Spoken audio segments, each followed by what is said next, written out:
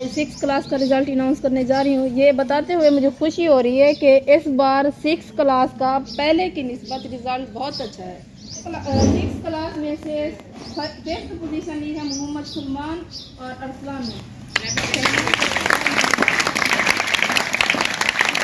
और fourth position ली है अदरान ने।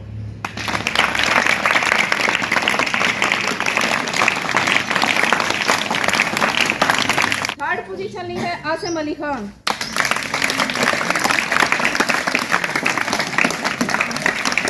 सेकंड पोजीशन ली है आलिया बरकत।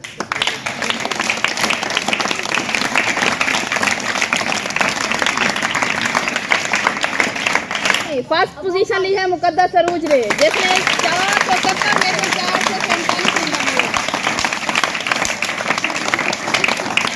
वेरी गुड बच्चे। ये माशाल्लाह अपनी क्लास की टॉपर बच्ची है और ओबीडेंट भी है। टीचर की गैर मौजूदगी में क्लास को अच्छे से कंट्रोल करती है और मैंने इस बच्ची का बिहेवियर बच्चों के साथ काफ़ी अच्छा देखा। किसी को इसने गुस्से से या मार पीट के क्लास में कंट्रोल नहीं किया, प्यार से और आराम से उन्हें समझाया है और अपनी मतलब उनको क्लास में बिठाया है। चलें जी, फिर से मुकद्दस के लिए क्लैपिंग कर दें।